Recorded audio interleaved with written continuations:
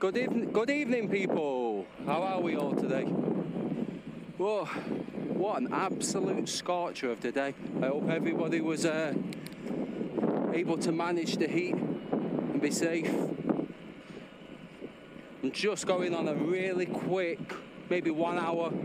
My plan was to get out a bit earlier than this, but things happen. But anyway, I've got a big ride planned for later this week. So, with me doing a big ride last Friday and then working weekend, I just thought I'd go out, do a quick hour or whatever I could get done tonight, and that would just bridge the gap between two challenging Peak District rides on my Scott Addict. Tonight I'm on the Specialized Turbo Vado SL. God knows why, considering I'm not going far. I've got the range extender on. So, I suppose really, I'm likely to get home with a good 60-70% in both of the batteries. So that way, I don't need to top them up. Don't need to worry about storing them with the battery too high or too low. So I'll probably get home and just be able to wheel the bike in, maybe wipe it down with a cloth, put it under the stairs and forget about it. But like I was saying, today is Tuesday evening, and my plan Thursday morning is to head out early, go to Castleton. The route that takes me to Castleton goes through Chapel on the Frith. And from there, instead of doing left and heading straight up, which takes you not directly to Winnats Pass, takes you towards the Blue John Mine and Mam Nick, next to Mam Tor. So when I get down towards Chapel on the Frith, I go past that turning. Sorry, I can't remember the name of the road off the top of my head. I go past that turning towards Blue John Mine and carry on. And as the main road bears right, I take my first left. And anybody that knows it, there's a climb there called Peaslow. That's actually on the Simon Warren Greatest Climbs. So I'll be tackling that beast. It's not the steepest, but it's long. It's unforgiving, and it's a constant minimum of 10%. So it's a leg sapper. There's no let up, there's no steep bit, like even Hard Not Pass in the Lake District starts off super steep, has a bit of a flatter section in the middle where you can catch your breath, and then the final super steep finish. No, Peaslow's just one constant nightmare. And from there, the road pretty much leads to the top of Winnats Pass. I'm going to shoot down Winnats, catch my breath, say my prayers, turn round, head straight back up. After that, turn back round again, go back down again, head to Hope. Go to the Hope tea rooms, go for a pot of tea, maybe a scone, get some sugar in. From there, coming straight out of Hope tea rooms, you do your very next ride. And that's the long, boring drag that goes on for about 4 miles. It's not steep, it's just a very, very, very, very gradual uphill. It's a leg sapper. Might only be 2%, but because it's a good 4 or 5 mile long, it just drains your spirit. If I've got time, I might turn right and go into Edale, maybe pop into the pub and ask them if they could refill my bike bottle, maybe even get a glass of Diet Coke or whatever, and then take on the beast that is Mam Nick. After all that, going back towards Chapel on the Frith, I could, if I wanted to, if I've got it in my legs, go off-road and go up the final super steep climb of the day, which is Eccles Road. Some lovely views from the top of there. So yeah, after me doing a Peak District ride on Friday, working weekend, busy yesterday, which was Monday, in the heat, tonight, this ride is just about getting some miles in the legs, keeping my body ticking over. Otherwise, it would be 6 days between Friday and Thursday morning. I could do it, but just having this spin tonight, I'm going towards Wilmslow here, just having this spin tonight and getting some miles in my legs, I will benefit.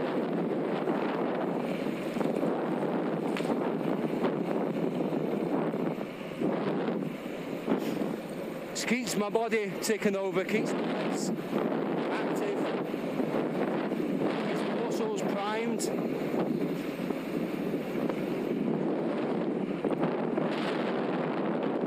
And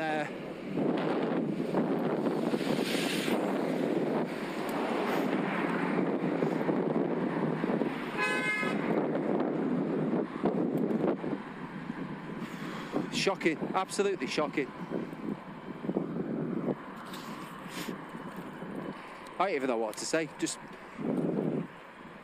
people see a cyclist overtake onto the other side of the road, straight into the path of a car coming out of a car park. It's just crazy.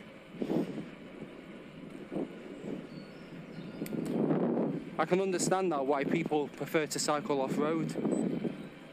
I'm getting that way myself now.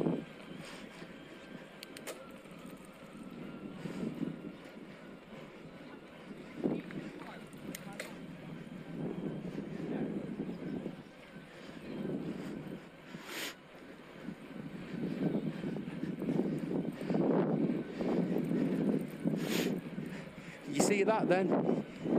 Yeah, I'm on an electric bike, but this big girl is 17 kilograms, she's heavy.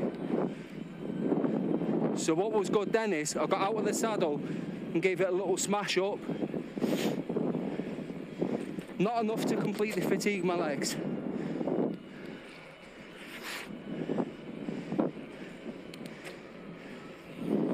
But in 2 days' time, when I'm doing Winnats Pass, believe it or not, doing that now, instead of sitting around at home all week, I know my performance will probably be even better. This ride's not long enough for me to carry fatigue into the next one. I'll only have fitness gains.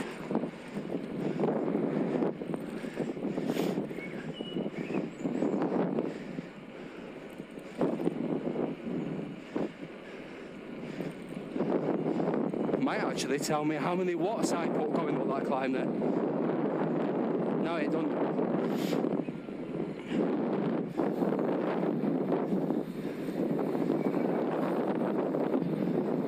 I'll find out at the end of the ride how many watts I put up, my maximum.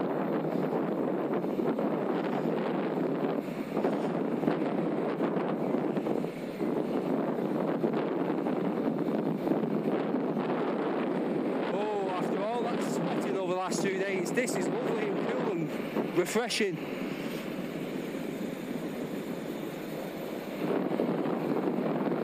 I love how this bike handles. She's so sure-footed.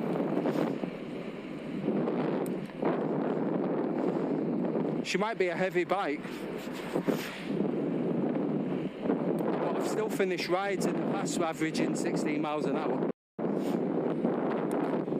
Even long ones.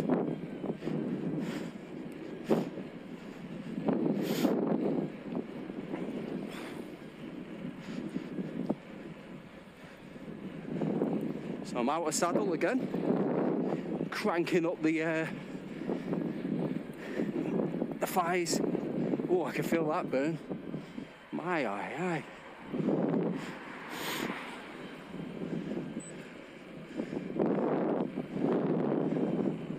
So this is Wilmslow.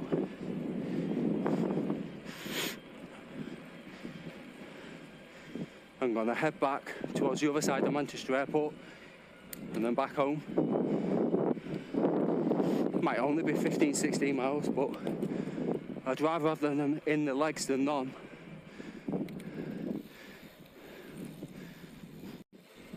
Right, so I went through Wilmslow town centre towards Alder the Edge, done the right down some back roads. I'm going to head towards Lindo Common. I'm not following that particular route, I know all these roads.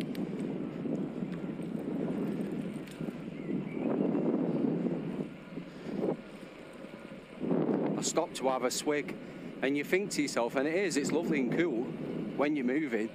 The second I stopped, ugh.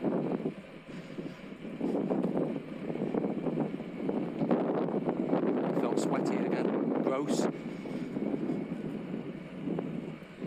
It's not 30 degrees like it was this afternoon, it is 24.7.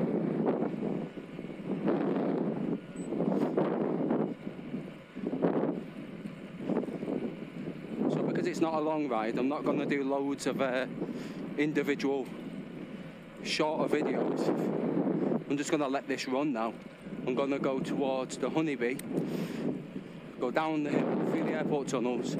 If I've got enough time, I'll take a diversion at the back of Amazon.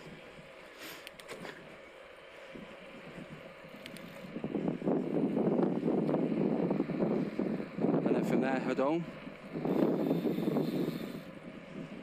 All depends on how much time I've got.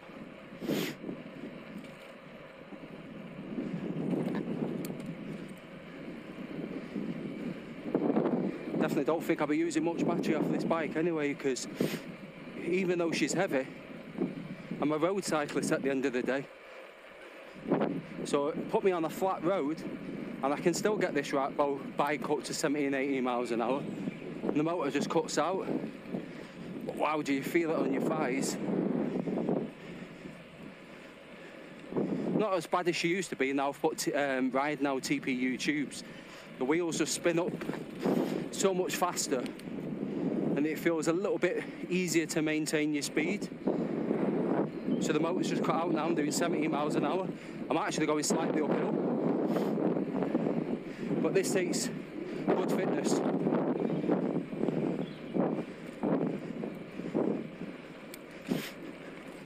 I just realised I forgot to put my heart rate strap on, so I can't keep an eye on that. But if you're an experienced cyclist, you can go off feel. You know if you're redlining.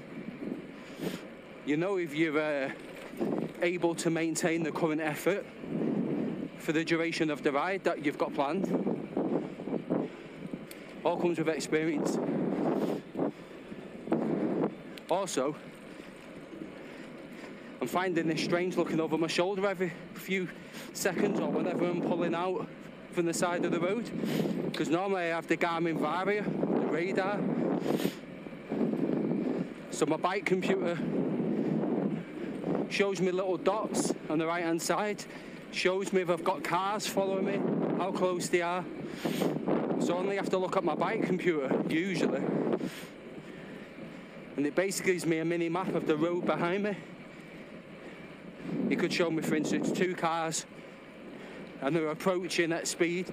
If anybody approaches you too fast, it gives you a warning. You look down and the icon for the car will flash red. So you can give it a glance over your shoulder and think, oh shit, I'm going to pull in as far away over to the left as possible. Also, the Garmin Varia light, if you've got it set to flash, will do this. Pulse. As a car gets closer, it starts flashing. It's just something to catch the driver's eye. Some people think it's a camera. Well, obviously the Garmin do. A rear radar, that's also a rear camera. I was going to buy it, but it's been out for about 4 or 5 years, so I didn't want to buy it. And then the next minute, they released an upgraded 4K version, so I'm going to hold off, but I will get one.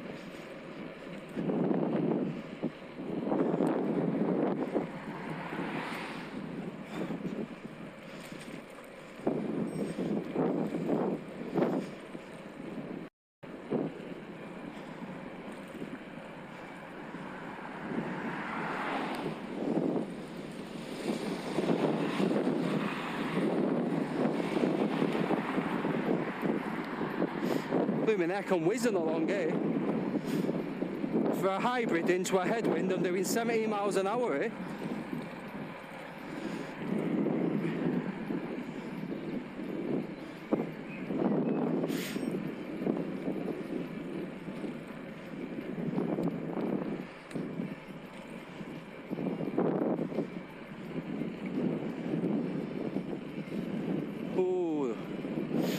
Oh, the breeze is amazing. Can I bottle it and take it to my bed tonight?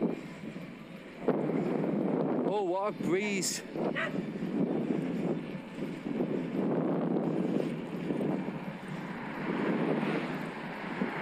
It's not only that, I'm used to wearing arm warmers on the early morning rides and take them off as the temperatures rise by midday. No need for arm warmers today.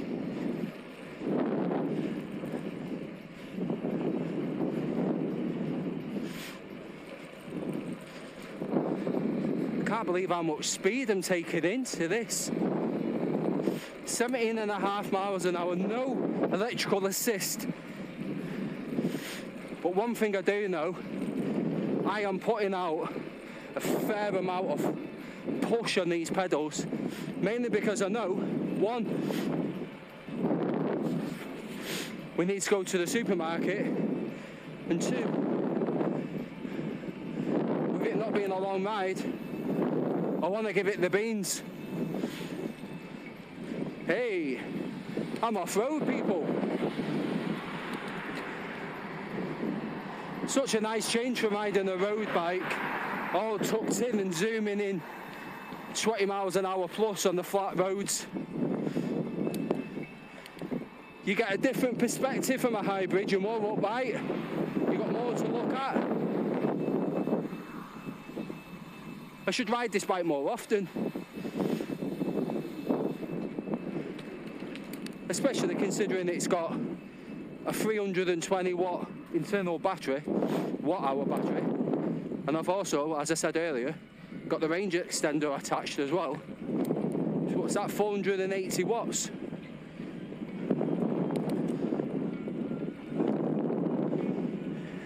I could still get more from an electric road bike in terms of miles, because this bike's heavy.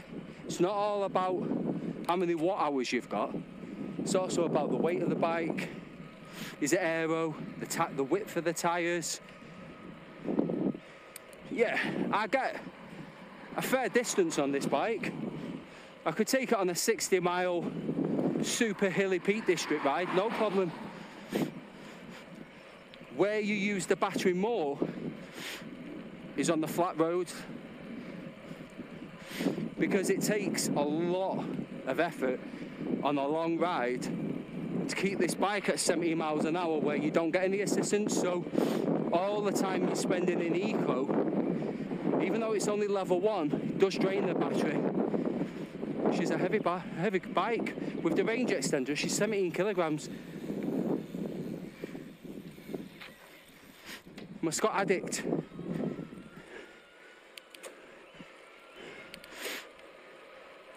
Stuff. To ride it, it feels half the weight.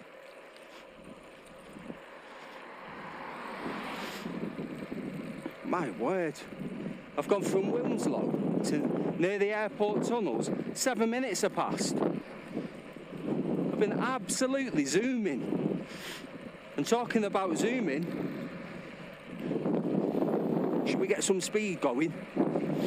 Should we see if we can get this big heavy bird over 30 miles an hour? Let's do it. Let's see what it can do.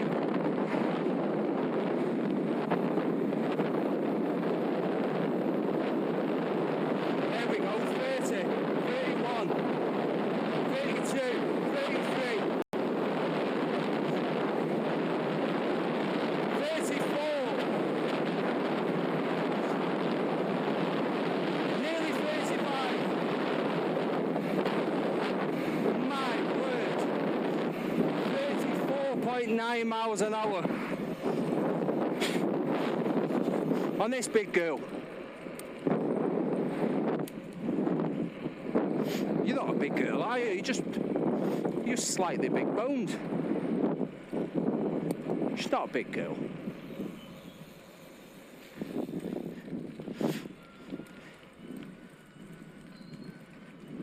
She's gonna get a complex.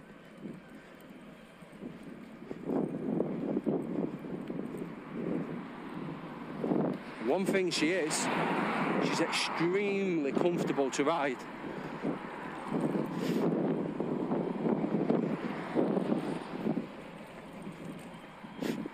These are 38C tyres, the Pathfinders, but I want to go wider, and these are the sport version. I want to go with the Pro, the Pathfinder Pros, where it's if you know what this sort of stuff means, it's double the TPI, the threads per inch, in the carcass of the tyre, which means it's more supple. So even though they're wider, 4mm wider, apparently they actually roll faster than these. And also, because the 4mm wider, you can go with lower pressure, tyre pressure, which means even more comfort, especially if you're off-road. And once I've done that, even though she's not got suspension, I would take her on the light gravel paths. I would take her to the Monsell Trail in the Peak District and the High Peak Trail,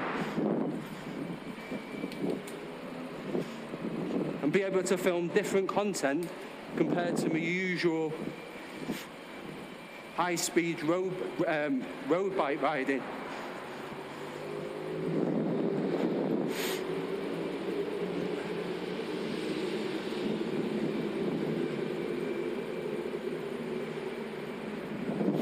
Whew.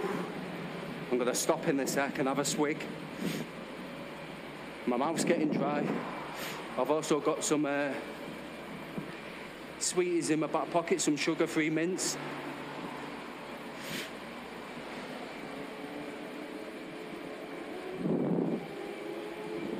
And then I'll do the last part of the ride, which you can join me on.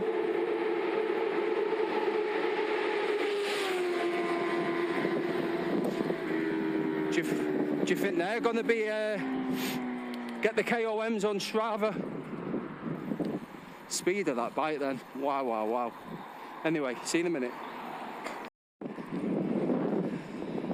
So I'm coming towards the cargo centre. Technically, I could do a right and cross the traffic lights, multiple traffic lights it is to get across, and go past the romper, past the cargo centre, down Rugger Lane and back home. But I'm not. I'm going to take you on a little diversion. Let me make sure there's no one coming around this corner. There we go. So,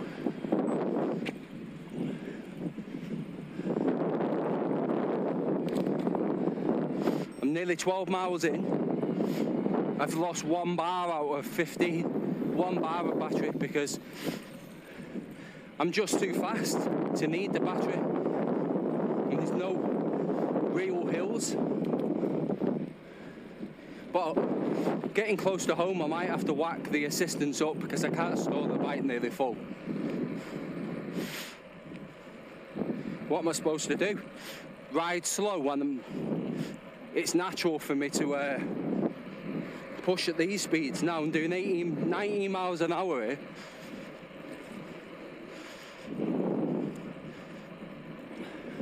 So all these buildings here, they're reasonably new. You've got the Amazon one here. But there's a really old lane that was here hundreds of years before all this lot was here. So even though you've got this road now, as soon as you go round the corner, it actually links up with the original lane. It goes past Sunnybank Woods, and then from there you're in Hale.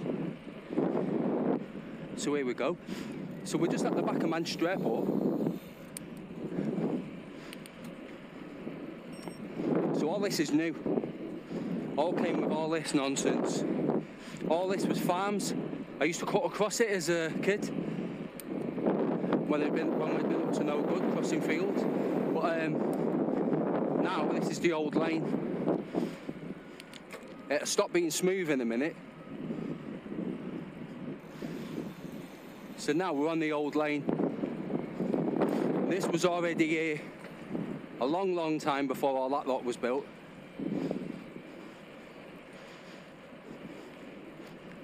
As I'm sure you can tell. What a lovely back lane. No, not many people know it's here. It's just at the back of Manchester.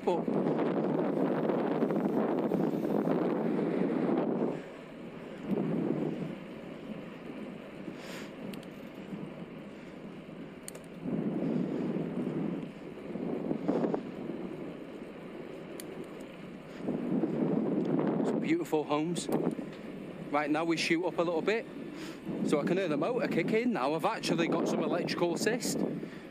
You can hear the horrible motor on these Specialized bikes. They're not horrible, they're just whiny. I don't like the sound of it at all.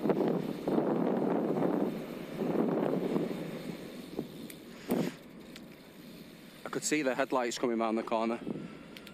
Boy, oh boy, are the hydraulic brakes amazing on this bike.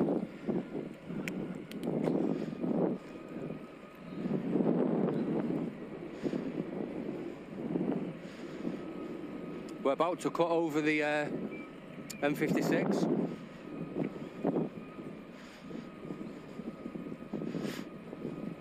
Any second, let me go past this runner.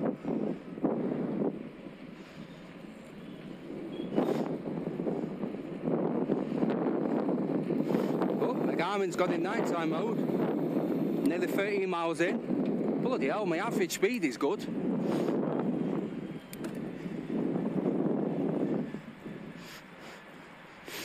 Well, if you're gonna go for a ride, give it some effort, come on. We're going over the motorway.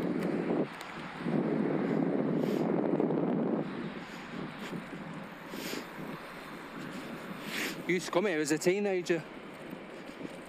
And we'd go to the River Bollin and could still get there through them woods.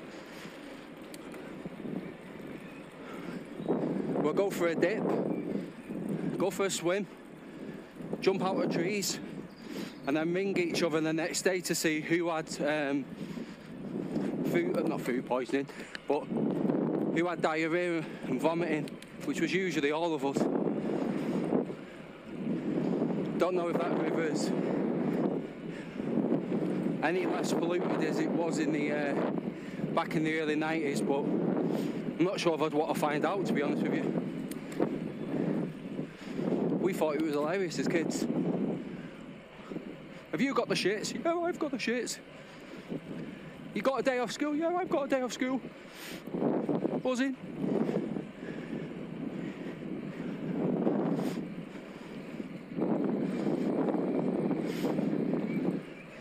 Believe me, my speed is still 17 miles an hour.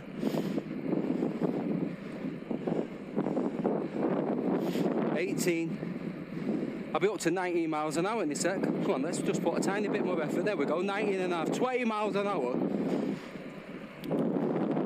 And yet to pick her up, she's heavy.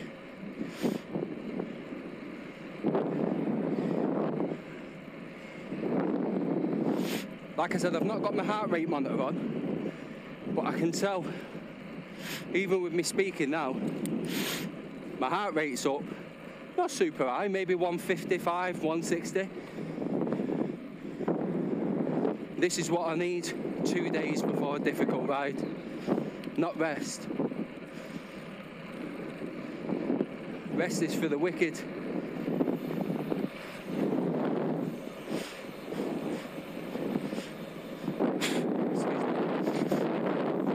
Lean her in, come on. I tried leaning the bike in with one hand then.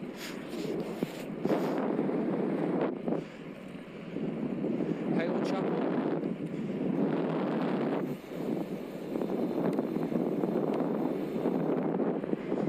Trying to work out which way to go here. I know all these roads, I know where I'm going. I can go up to the top, straight to the top now, but I'm not, I'm going to do a left. here. Nice. Ah, what a shame. What a shame that I can't stay out longer. I actually feel like I could ride for a couple of hours if there was more daylight.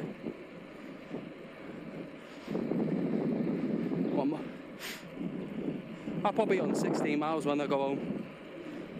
But it wasn't 16 lazy miles. I put in some good effort myself. And I'll tell you one thing, I've rode that many bikes. Pushing this bike to 18, 19 miles an hour takes a lot more fitness than a £10,000 carbon lightweight road bike. People that fly past you at 25 miles an hour might think they're super fit, and I've rode them. I've got an aero bike. Sometimes it feels like it's too easy to ride at 20 miles an hour. To push this bike to 18, 19 miles an hour, I've no assistance and maintain that 18 miles an hour for 10 miles plus will fatigue your legs way more than a super light carbon road bike. So all this e-bikes are lazy nonsense. I've used them all, rode them all, and they're all good in their own way.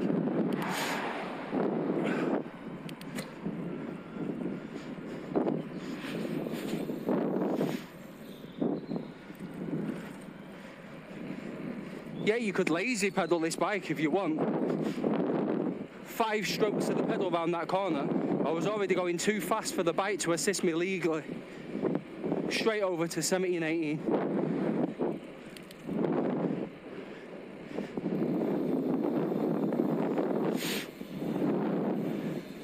Whoa. I've drove down this road a couple of days ago. I used to love flying down here. It's that full of potholes. I was bricking it. Especially this section coming up now. Let me see if I can show you. Look at these potholes on this road. Look, I'm on the wrong side of the road because of them. You come down here on my Scott Addict RC.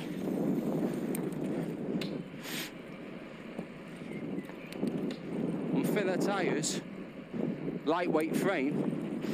One of them can be strong enough to throw you off if you don't see it.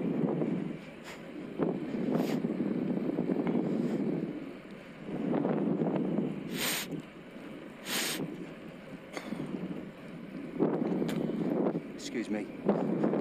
Right, I need to get a tissue. You don't need to wear this. So I'm just heading back towards the back end of Wilmslow Hospital, and I'll be done then. Hey, what? Someone stole a fucking hospital bed there.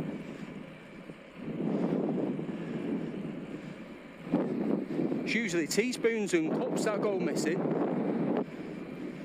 Did you come on with a souvenir? Aye, I did. I took my bed with me. Fair play. You put it in the back of the taxi and say, go, go, go, go.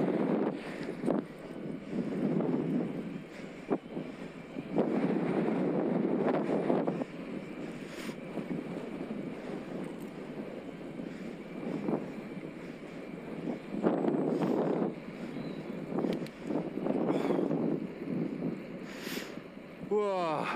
Right, I'll put yours up back on when I'm nearly finished, but I'm just going to put some music on. I am nearly home.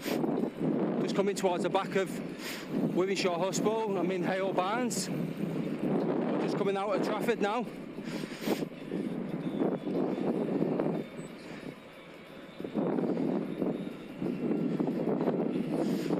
How can you do 16 miles on this bike, have 15 bars between the internal and external battery and only use 1 bar? I might have to ride this again tomorrow just to drop the assist level.